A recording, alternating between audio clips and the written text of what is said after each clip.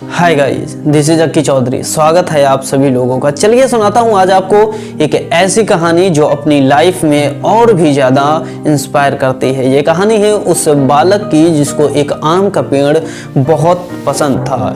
वो रोज़ उस आम के पेड़ के पास जाता था, उससे लिपटता था, उसके ऊपर चढ़ता था, खेलता था, उसके आम खाता था और उसी की छाँव में लेटकर सो जाता था। मानो उस पेड़ और उस बालक के बीच एक अनोखा रिश्ता बन गया हो। लेकिन जैसे जैसे वो बालक बड़ा होता गया, उस पेड़ के पास आना कम कर दिया।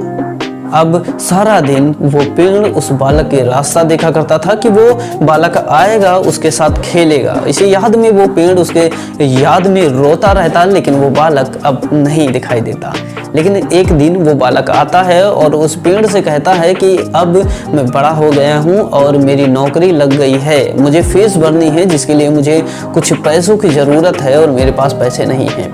वो पेड़ कहता है कि तू मेरे सभी आमों को तोड़ ले और तोड़ करके उस बाजार में बेच दे जहाँ से तुझे अच्छे पैसे मिल जाए। वो उस पेड़ के सभी फलों को तोड़ लेता है और बाजार में जाके बेच देता है। उससे जो भी पैसे मिलते हैं वो अपनी फीस भरता है और फिर उस पेड़ के पास लौट कर नहीं आता।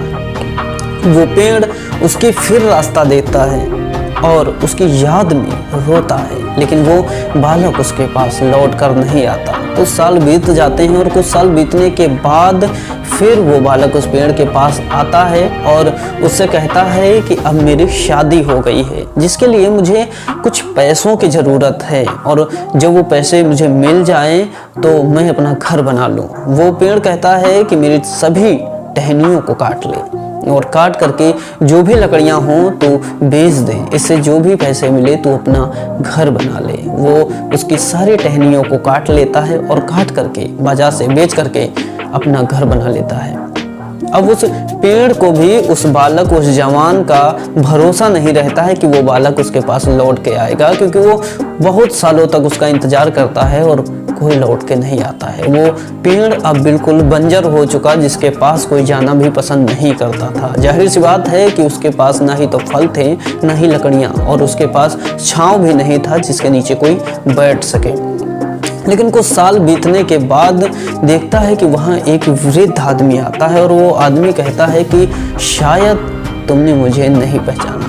और वो आम का पेड़ कहता है कि मैंने आपको नहीं पहचाना। वो वृद्ध कहता है कि मैं वही बालक हूँ जो तुमसे लिपट कर खेला करता था। तो वो पेड़ कहता है कि अब मेरे पास देने के लिए कुछ भी नहीं है, जो भी था मैंने दे दिया।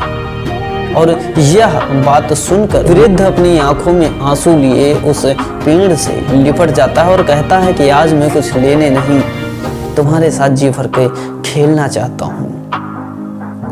वो पेड़ कोई और नहीं, हमारे अपने माता पिता होते हैं, जिनके साथ हम कभी खेलना पसंद करते थे, आज हम उनसे दूर होते जा रहे हैं। तो दोस्तों, ये एक मैसेज है हमारे लिए, हम सब के लिए, कि हम अपने फैमिली से टच में रहें, उनके साथ रहें, जितना ज़्यादा हो सके उनके साथ अपने टाइम को स्पेंड करें, ताकि उनको ऐसा ना लगे कि जिसको मैं रास्ता दिन रात देखा करता हूँ वो हमसे दूर है।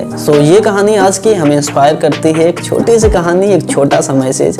अगर अच्छा लगा हो तो प्लीज़ सब्सक्राइब जरूर करना।